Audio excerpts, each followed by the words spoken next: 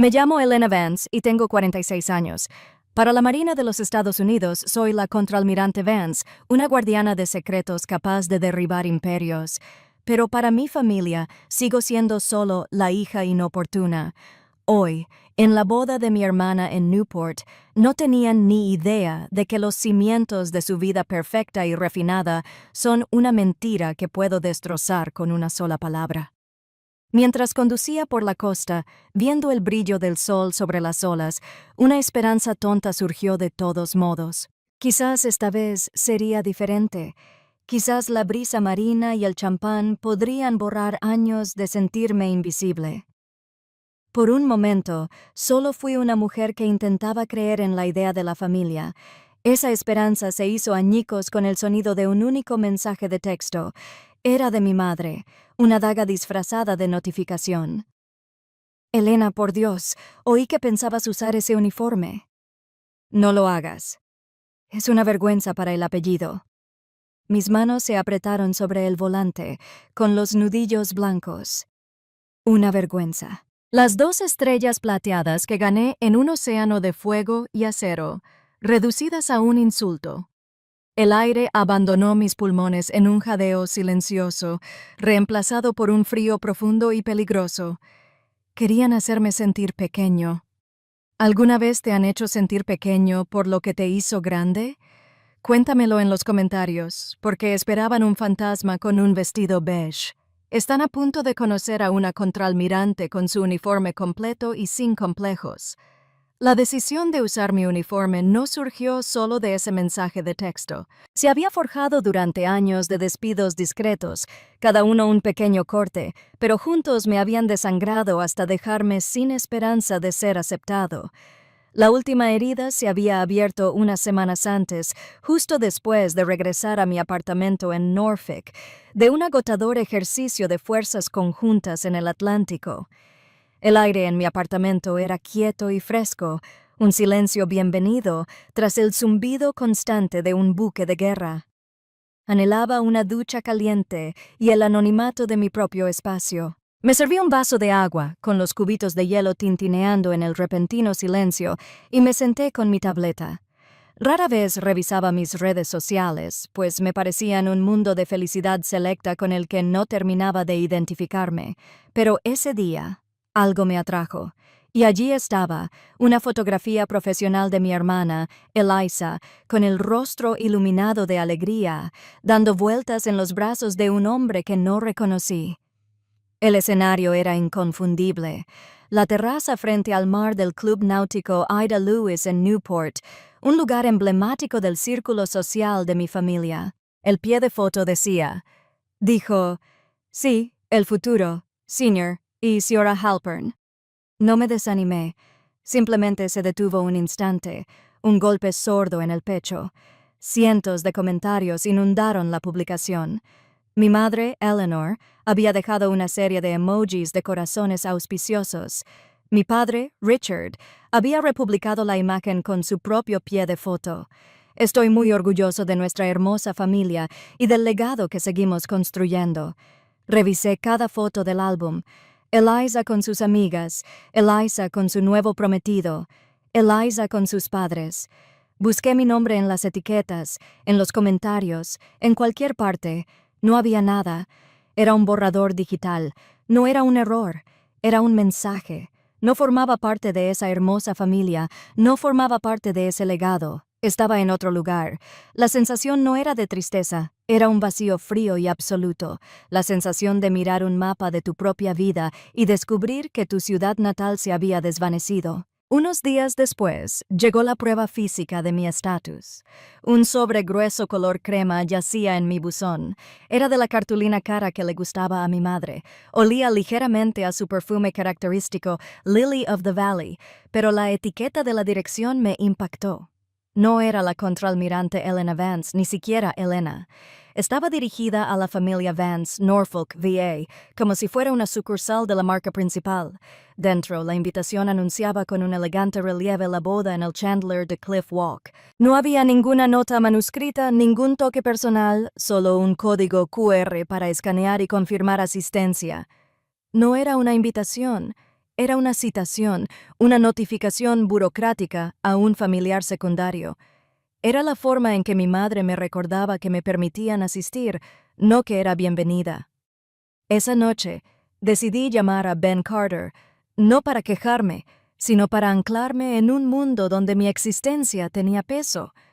Marqué su número, con la mano firme a pesar del temblor en mi alma. Contestó al segundo timbre. «Almirante». Su voz era un eco familiar de respeto. No perdí el tiempo con cumplidos. «Ben», dije, con mi propia voz distante, aterradoramente tranquila.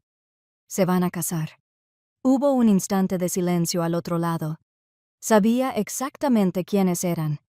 «Ya veo», dijo, con un tono cuidadosamente neutral, pero percibí la ira subyacente que sentía por mí. «No quieren un almirante en las fotos familiares, Ben», dije, con un sabor a ceniza en mis palabras. «Quieren un fantasma». Otra pausa, esta vez más larga. Podía imaginarlo en su oficina, mirando la base naval con la mandíbula apretada. Cuando por fin habló, su voz era baja y firme, impregnada de la férrea lealtad forjada en el peligro compartido. «Señora», dijo, una sola palabra que cargaba con el peso de años de servicio juntos, «los fantasmas no son nada. Es la luz la que crea las sombras, y tu luz es tan brillante que oscurece todo su cielo». Sus palabras no sanaron la herida, pero la cauterizaron, detuvieron la hemorragia. Terminé la llamada.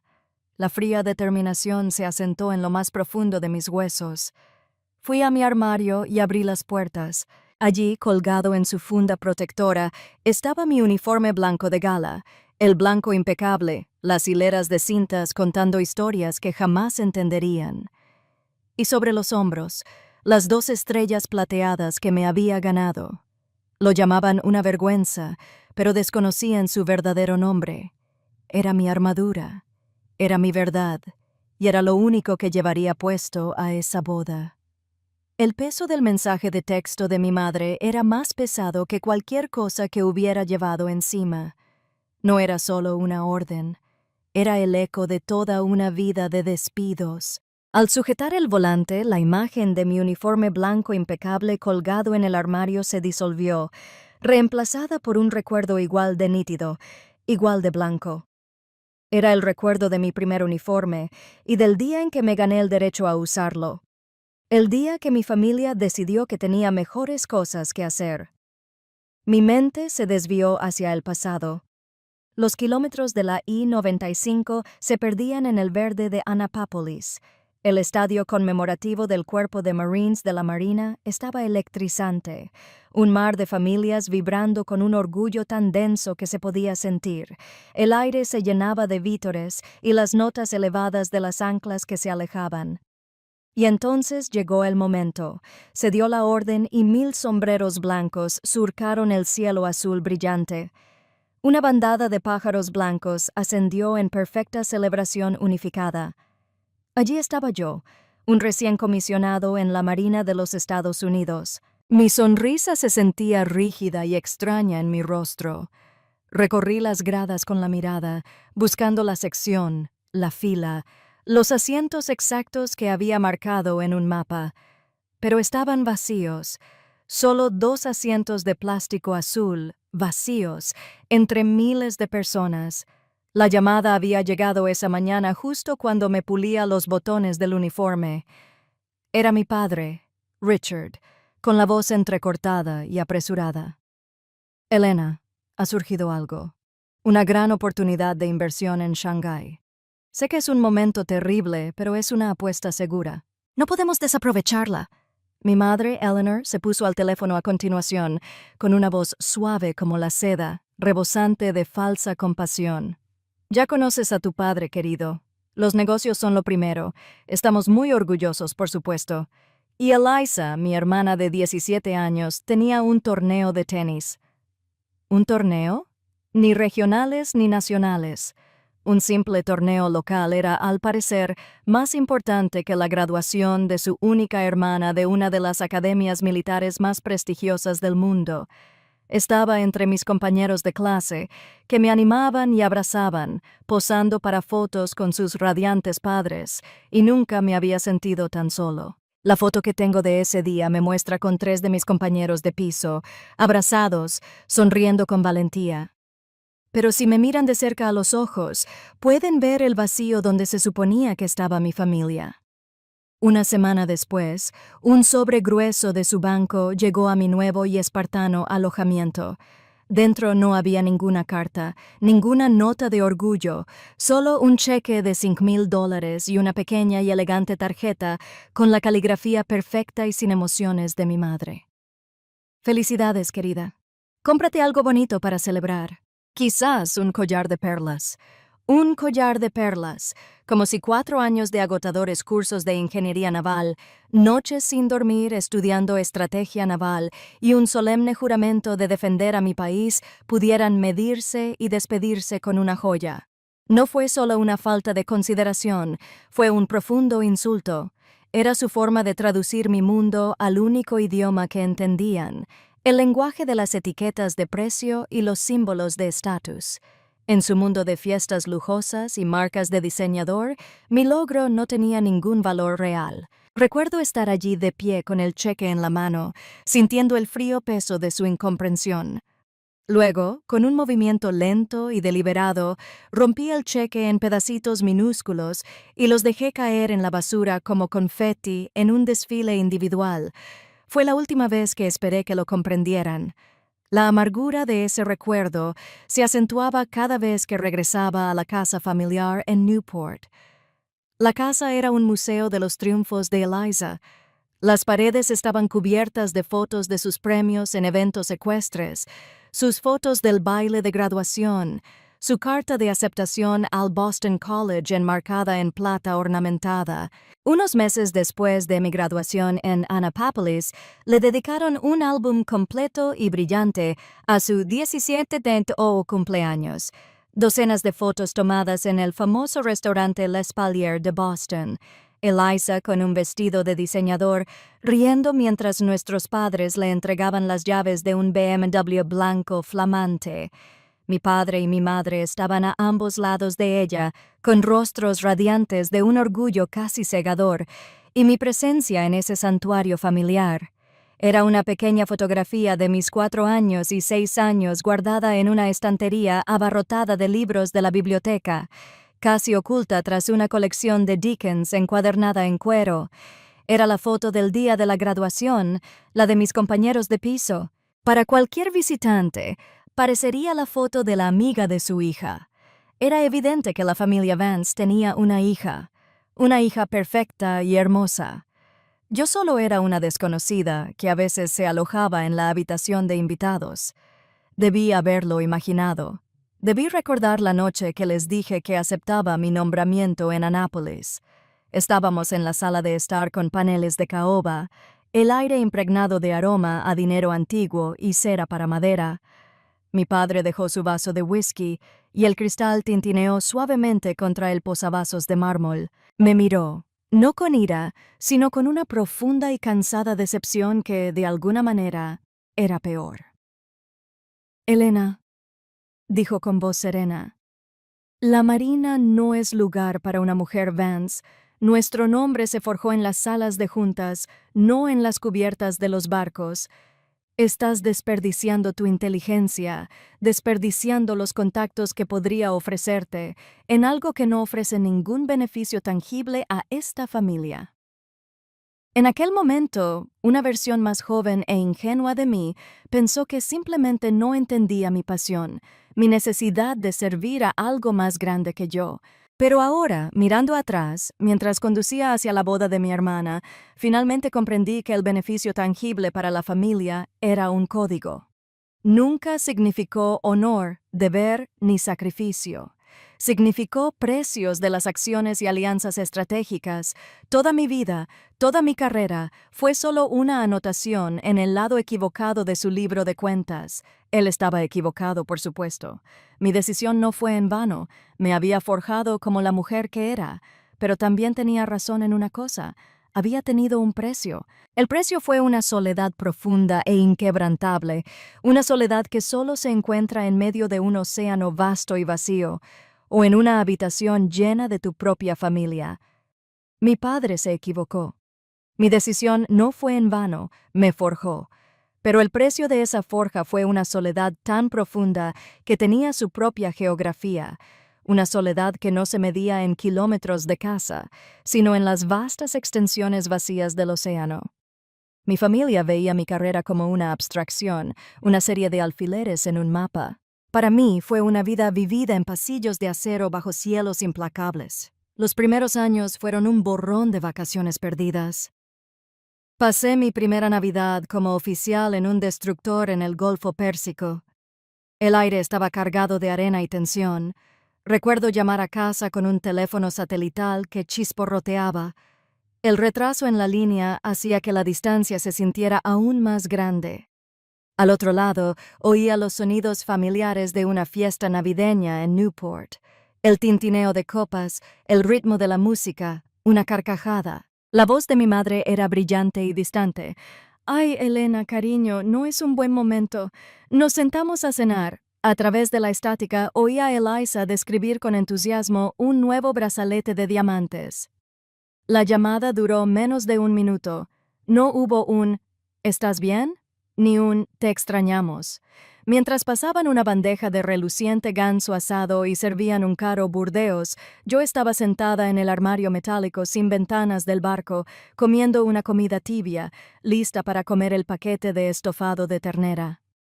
Ese fue el momento en que realmente lo comprendí. No solo estuve ausente, sino que me olvidaron. Un detalle inconveniente en su perfecta narrativa navideña.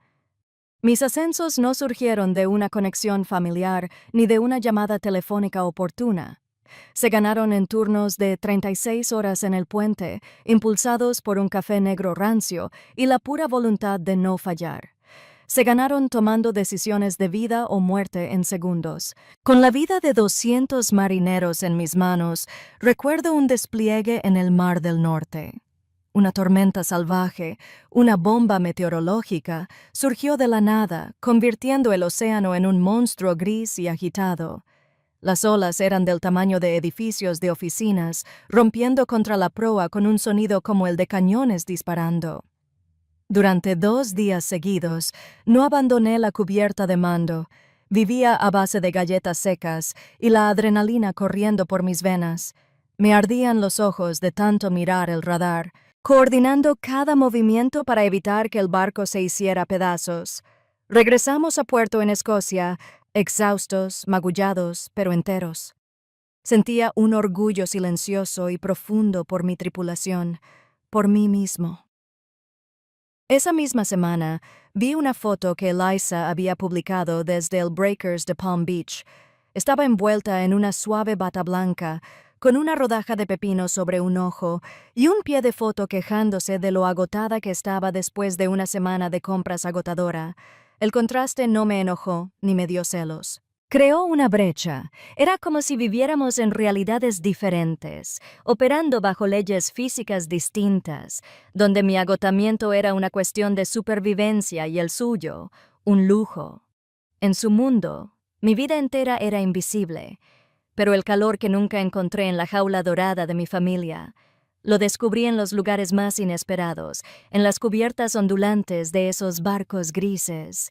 Estaba en los pequeños gestos silenciosos de mi tripulación. Recuerdo a un joven Ben Carter y luego al mismísimo Justin Enen, depositando en silencio una taza humeante de sopa de pollo en mis manos temblorosas y congeladas tras una agotadora guardia en el gélido Ártico. No dijo mucho, simplemente pensó que podría usar esto, señora. Los suboficiales, mis jefes, de alguna manera sabrían que era mi cumpleaños. Y un pastel casero torcido aparecía misteriosamente en la cocina. Eran mi familia. Vieron mis ojeras y comprendieron su origen. Vieron el rango en mi cuello y supieron cuánto había costado ponerlo ahí.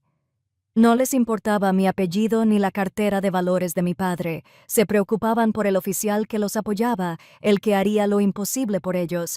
Era una lealtad férrea e incondicional que el dinero jamás podría comprar y que mi familia jamás comprendería. Esa verdad nunca fue tan clara como después del incidente de Orión. Fue la misión que casi acabó con mi carrera, aquella en la que tuve que desafiar una orden directa para salvar a mi tripulación. Cuando por fin conseguí unos días de permiso en tierra, volví a casa, a Newport. El silencio era denso.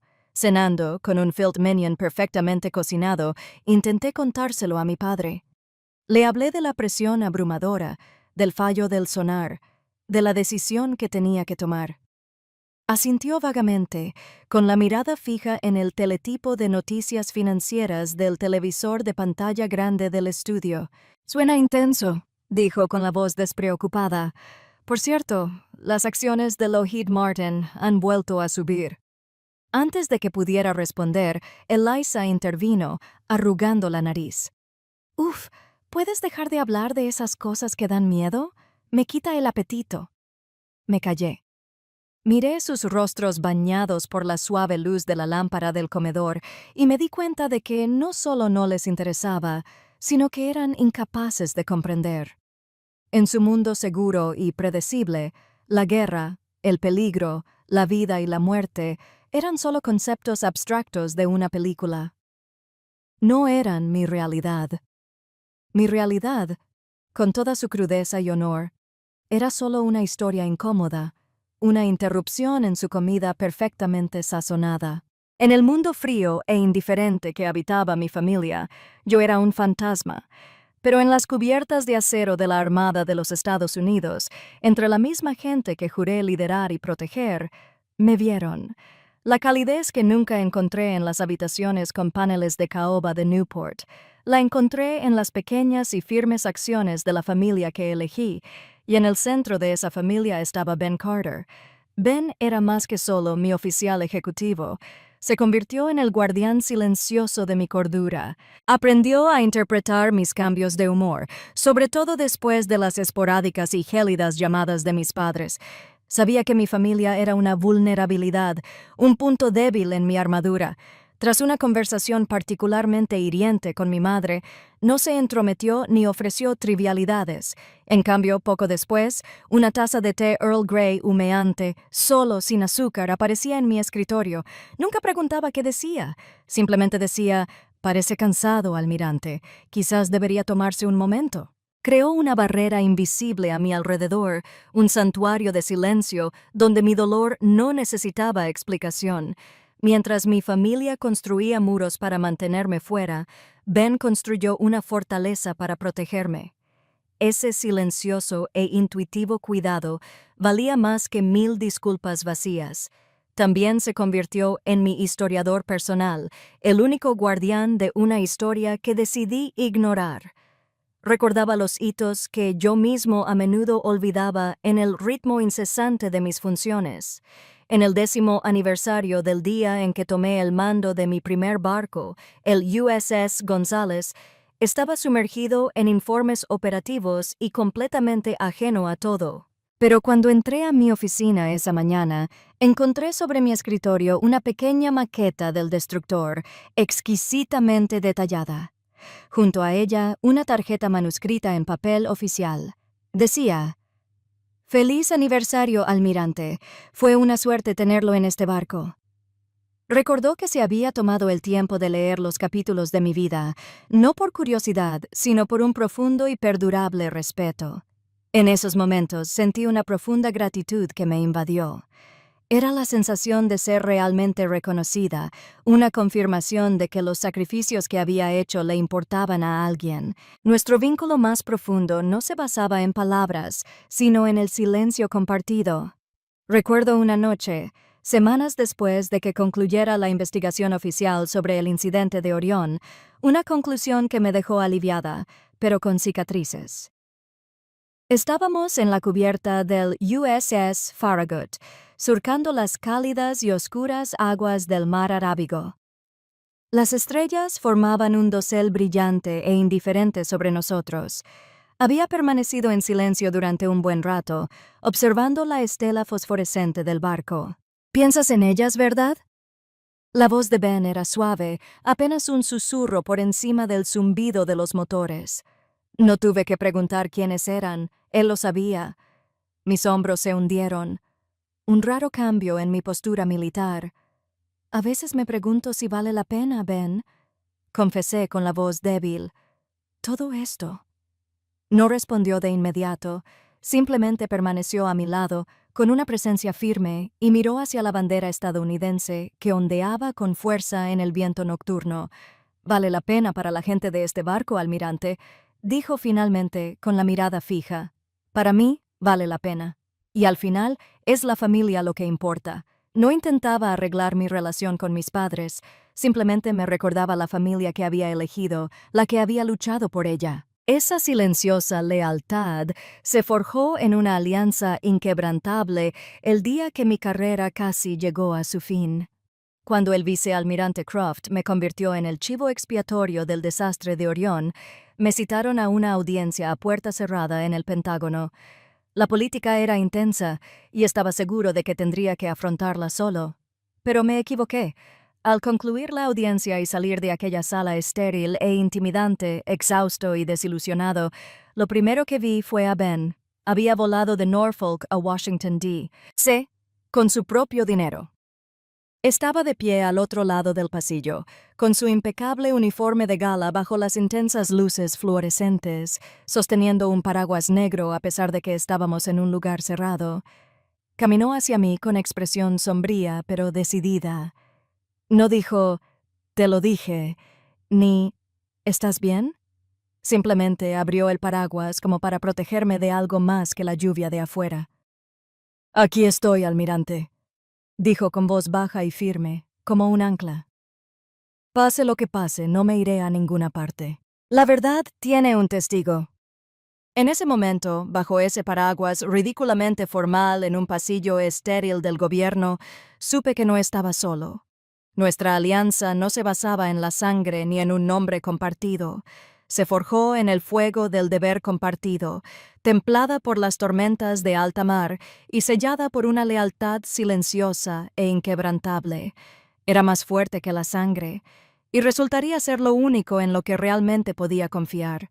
Cuando la tormenta final, la que se gestaba en mi propia familia, finalmente estalló, la alianza que tenía con Ben se convirtió en mi fortaleza en los años siguientes, un bastión de lealtad en un mundo donde mis propios parientes de sangre me veían como poco más que una herramienta. Fui ingenuo al pensar que las consecuencias del incidente de Orión podrían haberlos cambiado, que un desastre inminente podría haber recalibrado sus prioridades. Pero me equivoqué. Un mes antes de la boda de Eliza, una llamada de mi padre demostró que nunca cambian. Solo encuentran formas nuevas y más insidiosas de utilizarte. La llamada llegó un martes por la tarde. Estaba en mi oficina en la estación naval de Norfolk, revisando los expedientes del personal. Mi teléfono sonó y el identificador de llamadas decía Richard Vance. Era algo inusual. Mi padre se comunicaba principalmente a través de breves e impersonales mensajes navideños. Respondí con una familiar sensación de cautela que me oprimía el estómago, pero su voz era inusualmente cálida, casi jovial. «Elena, cariño, ha pasado demasiado tiempo. ¿Cómo estás?» Enseguida me puse en guardia. Esta no era la voz del hombre que ignoró mi graduación. Era una actuación. Me preguntó por mi salud, por el clima en Virginia, por mi puesto. Preguntas que haría un padre normal, pero viniendo de él, parecían preconcebidas y extrañas. He oído que su flota acaba de conseguir un importante contrato para tecnología de sonar de última generación, dijo con naturalidad. Fascinante.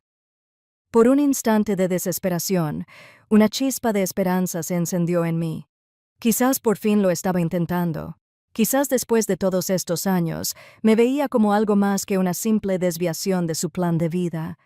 Así que respondí con cautela, compartiendo algunos detalles no clasificados sobre el alcance del proyecto. Hablamos durante casi 10 minutos, la conversación más larga que habíamos tenido en años. Empecé a relajarme, a bajar la guardia, y ahí fue cuando saltó la trampa. Por cierto, dijo, cambiando su voz con fluidez a ese tono formal y formal que también conocía. Su viejo conocido, el vicealmirante Croft, resulta ser socio mío. Tiene una filial que está presentando una oferta para el contrato del sonar. Decía lo beneficioso que sería si alguien de dentro, alguien como tú, pudiera orientar al comité de adquisiciones o simplemente aportar información sobre las ofertas. Sería de gran ayuda para el negocio familiar. Elena, la línea se quedó en silencio.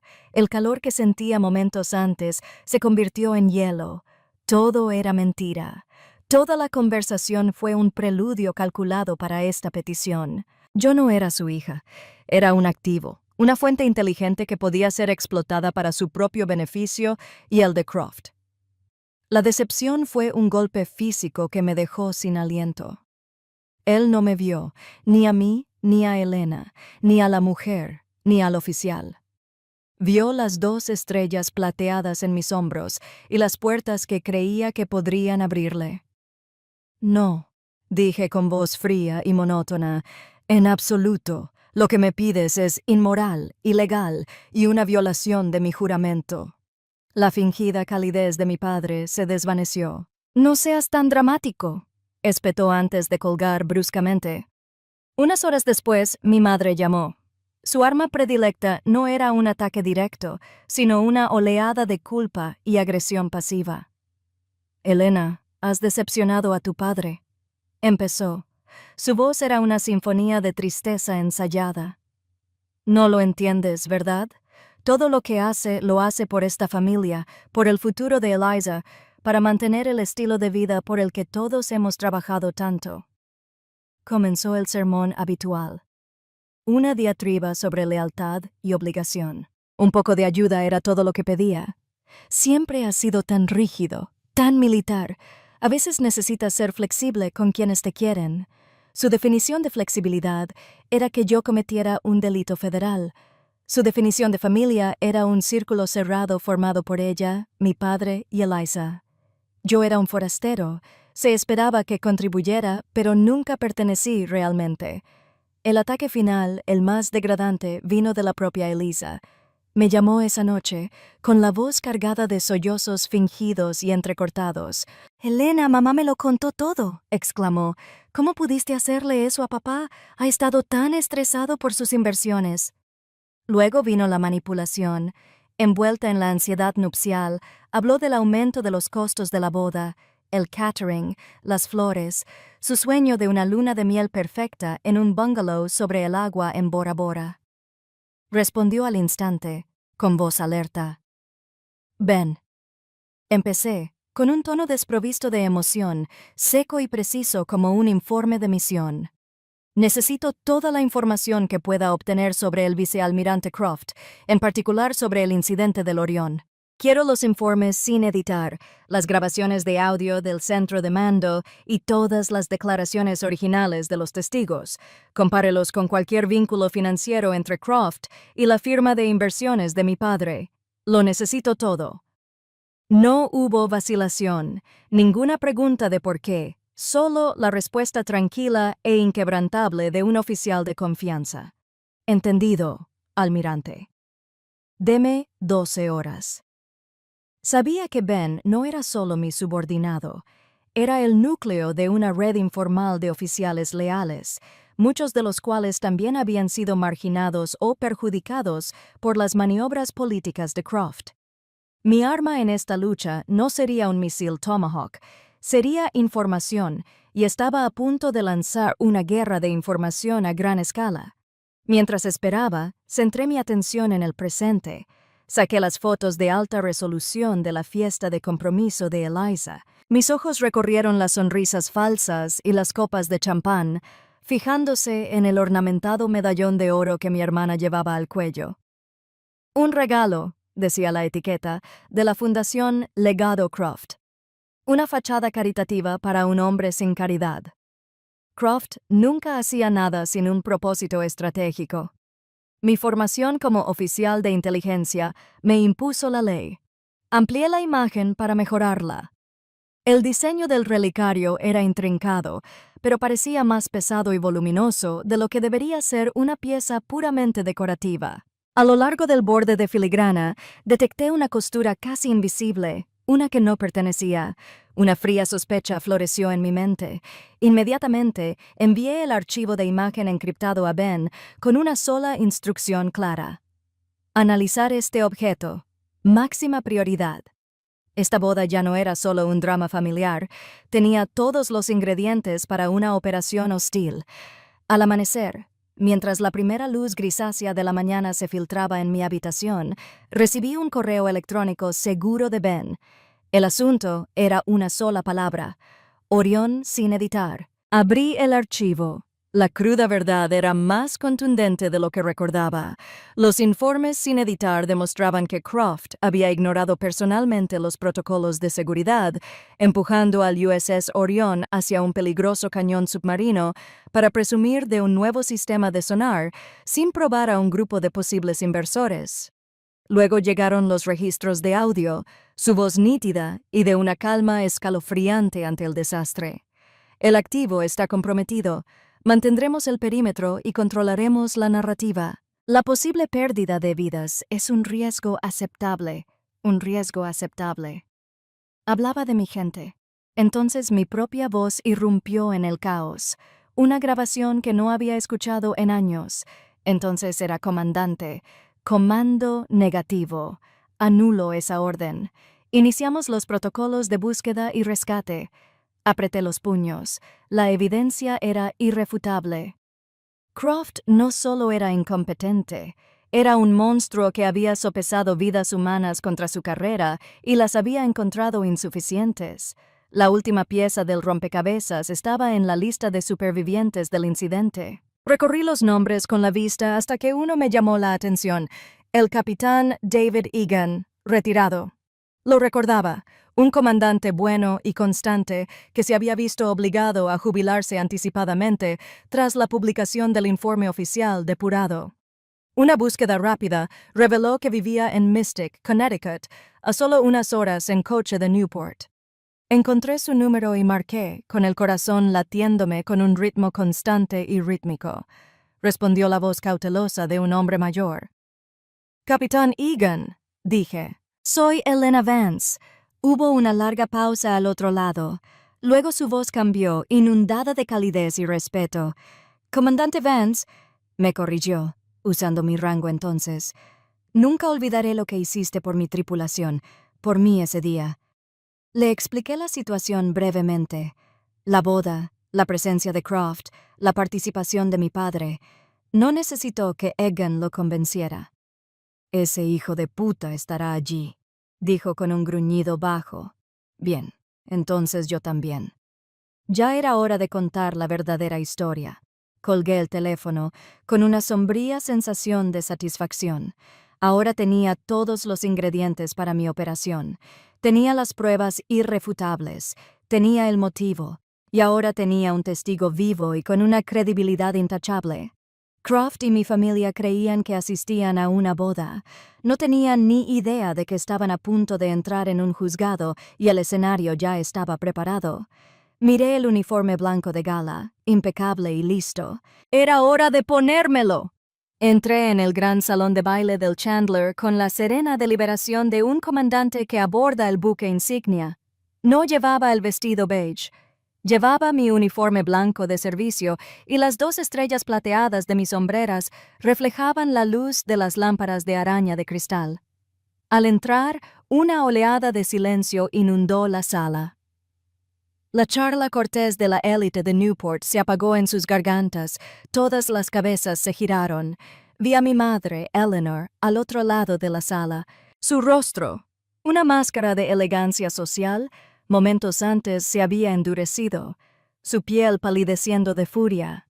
Mi padre, Richard, me miró y desvió la mirada de inmediato, dándome la espalda como si fuera una extraña.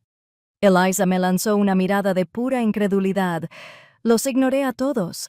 Con la espalda recta y la barbilla en alto, caminé tranquilamente hacia mi asiento asignado, la única silla de la última fila, un lugar de exilio, y me senté. Mi presencia con ese uniforme no era una súplica de atención, era una declaración de guerra. La ceremonia dio inicio a una sinfonía de perfección orquestada. Los eficientes hablaron de amor, confianza y honor, palabras que resultaron huecas y profanas en aquella sala. Desde mi posición privilegiada, observaba la primera fila.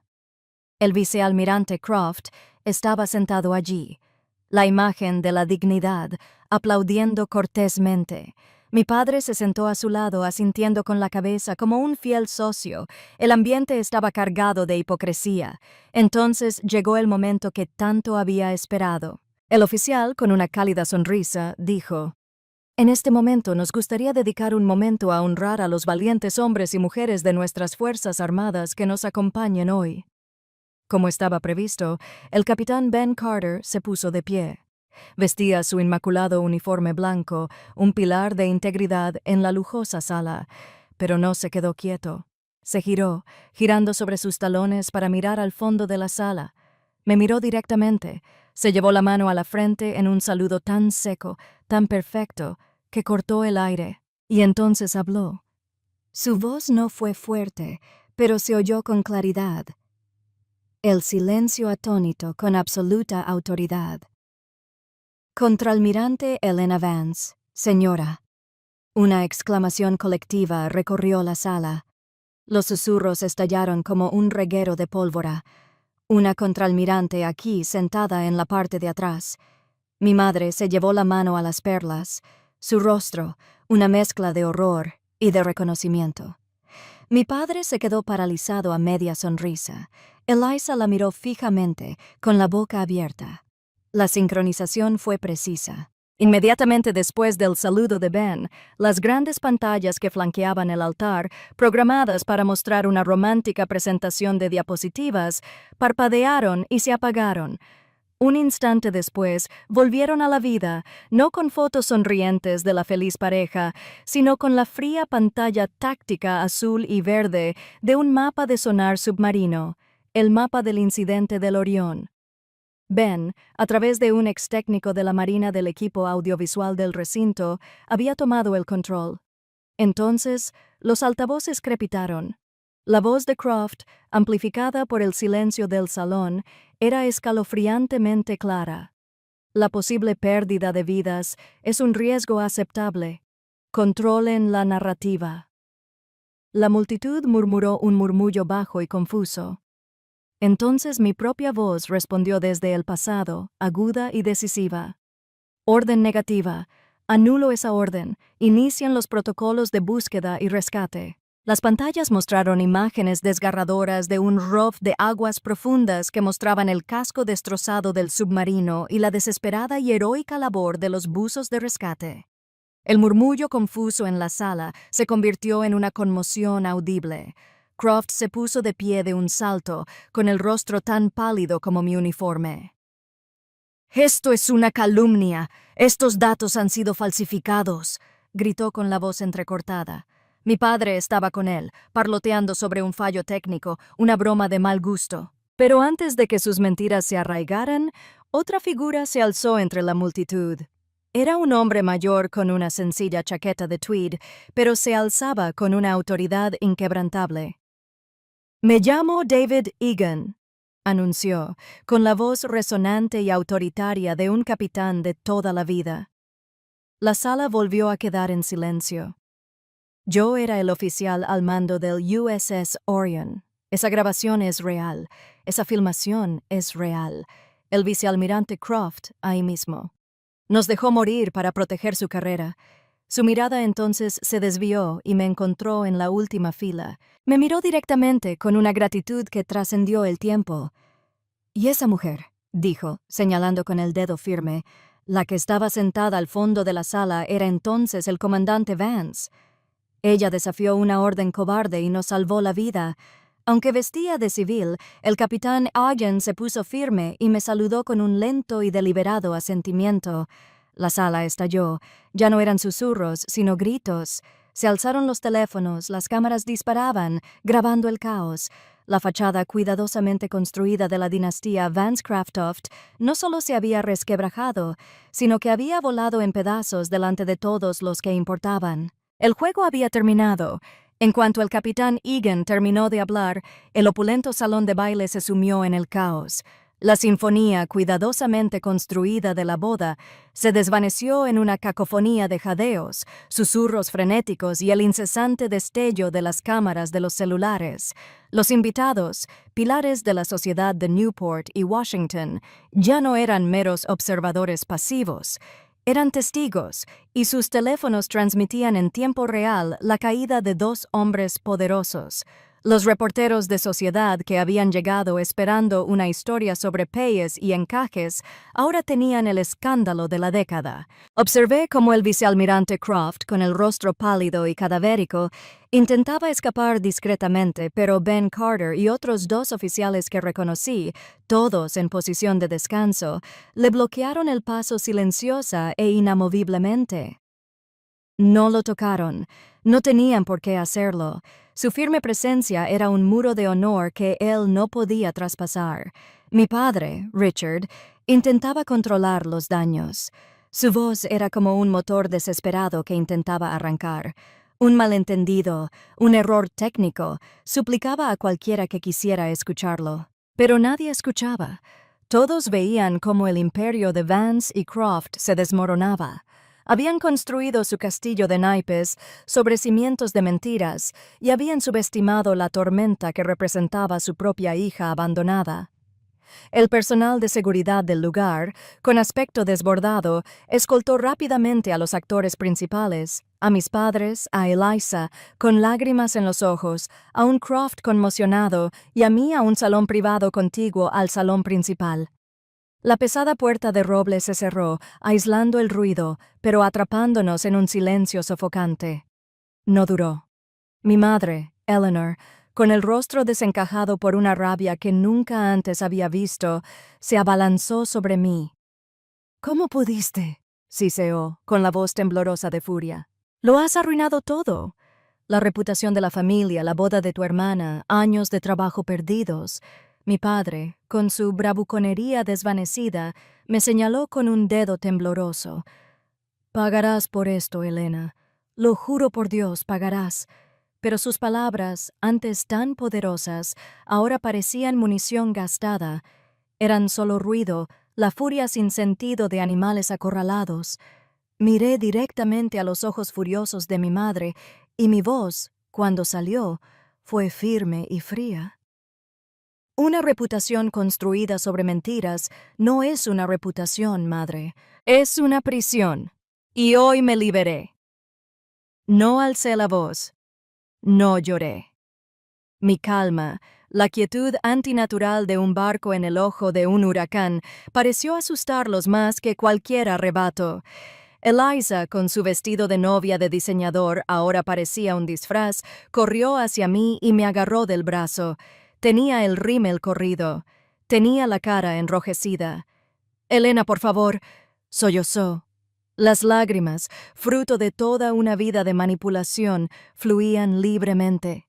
«Retíralo. Diles que fue un error. Has arruinado mi día más importante». Bajé la vista hacia su mano, que se aferraba a mi manga, la mano que siempre lo había recibido todo con tanta facilidad. «Tu día más importante», dije con voz suave pero firme. «Fue financiado por un encubrimiento que casi le cuesta la vida a docenas de hombres. ¿Es esa realmente la base que quieres para tu matrimonio, Eliza?» Suave y deliberadamente, aparté sus dedos de mi brazo. El contacto físico se rompió y con él algo definitivo.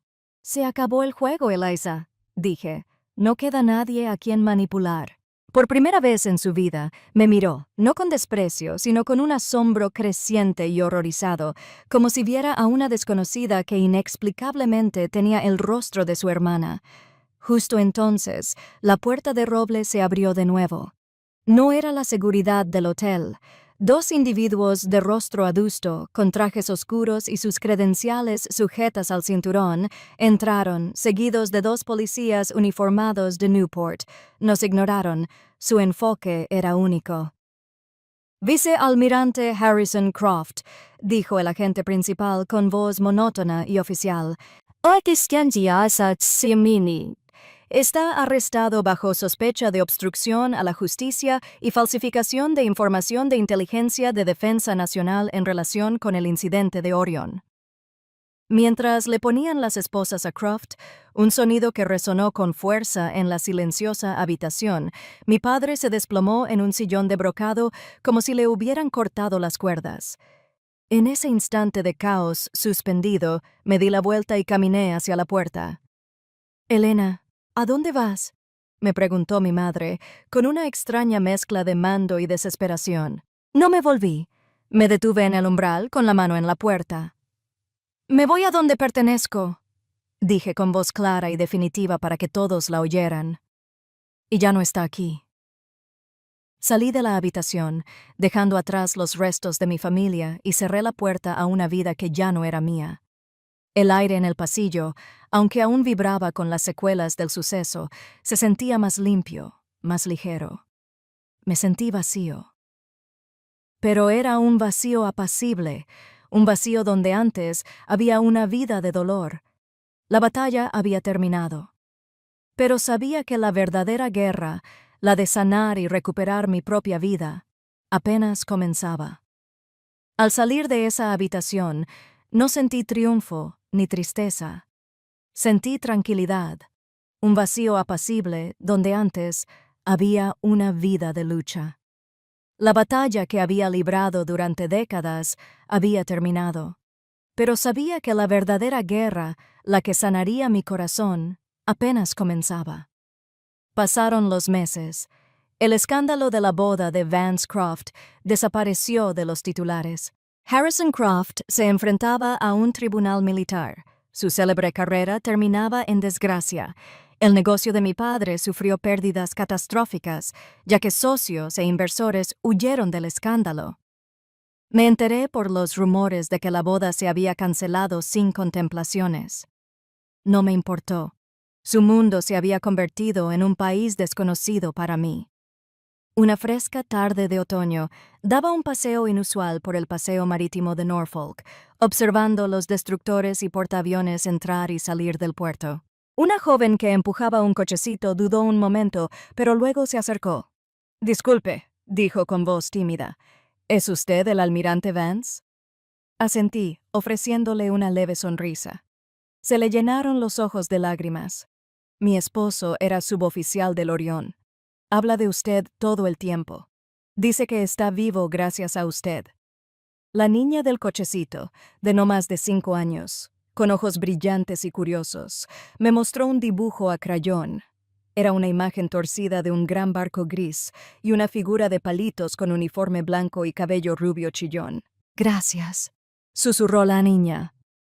Tomé el dibujo de su pequeña mano con un nudo en la garganta. Miré el rostro sincero del niño y luego el sencillo y sentido trozo de papel. Este era el reconocimiento que había anhelado toda la vida. No llegó en una mansión de Newport ni en una gala de la alta sociedad. Llegó en un muelle ventoso, un regalo de las mismas personas a las que había jurado proteger. Mi verdadero legado no era mi nombre. Era el de ellos. Esa noche, de vuelta en mi oficina, con vistas al agua, hice algo que no había hecho en años. Intenté escribir una carta a mi familia, llené páginas con explicaciones, con el dolor persistente, con las razones. Intenté que la comprendieran, pero después de releerla, me di cuenta de lo inútil que era. No la escribía para ellos. La escribía para una versión más joven de mí que aún creía que algún día podrían escucharme. Ya no necesitaba su comprensión. Ya no les debía una explicación. Con un sentimiento de firmeza, rompí la carta en pedazos, igual que había roto ese cheque hacía tantos años. Abrí el cajón de mi escritorio y saqué la brújula antigua de latón, la que Eliza había tirado. Ben la había recuperado discretamente del restaurante esa noche y me la había devuelto. Pulí su superficie con el pulgar y la coloqué en mi escritorio, junto a mi insignia de mando. Ya no era un símbolo de rechazo. Era mi norte, un recordatorio de que mi rumbo era mío, guiado por mis propios valores, no por los vientos cambiantes de su aprobación. El perdón más importante que necesitaba no era de ellos, sino para mí, por haber pasado tantos años esperando un amor que ellos eran incapaces de darme. La primavera siguiente, me invitaron de nuevo a Annapolis. No fue una gran celebración, fue una ceremonia discreta y digna en el salón conmemorativo de la Academia Naval. Se develaba una nueva placa de bronce. No solo enumeraba los nombres de los caídos, por primera vez reconocía oficialmente el incidente del Orión, honrando el valor excepcional y el liderazgo decisivo que salvó a la tripulación. Mi nombre estaba allí, grabado en la medalla imperecedera. Ben Carter, recién ascendido a capitán, estaba a mi lado. El capitán Egan estaba allí junto con una docena de supervivientes del Orión. Sus rostros envejecían, pero su gratitud era eterna. No había cámaras de noticias ni políticos, solo marineros. Una familia unida por el respeto mutuo por el honor. Al extender la mano y trazar las frías letras en relieve de mi nombre, una profunda sensación de paz me invadió. La historia, por fin, se había escrito correctamente. La historia termina, pero mi vida no. Empezó una nueva. Esta mañana me encontraba en el puente de mando del USS Gerald R. Ford, uno de los buques de guerra más poderosos jamás construidos. Un nuevo mando, una flota más grande, una mayor responsabilidad. Mientras los primeros rayos del amanecer se asomaban sobre la vasta extensión del Atlántico, el capitán Ben Carter estaba a mi lado. «Es una mañana preciosa, almirante», dijo. Sonreí, una sonrisa sincera que se dibujó en mis ojos. El sol ascendía, pintando el horizonte con pinceladas doradas y naranjas. El pasado era una sombra tras mí y el futuro era un océano abierto. «Sí, lo es, Ben», respondí, con la voz llena de una esperanza que creía perdida para siempre. Un día muy hermoso. Ya no era la hija rechazada de la familia Vance. Era la almirante Helena Vance, una líder, una mentora, una guardiana, y mi legado no se encontraría en sus álbumes familiares. Se escribiría en las olas. Todos tenemos un pasado que nos moldea, pero no tiene por qué definirnos. Tu verdadero legado es el que construyes desde hoy. ¿Cuál es el primer paso que darás para construir el tuyo? Comparte tu promesa para el futuro en los comentarios.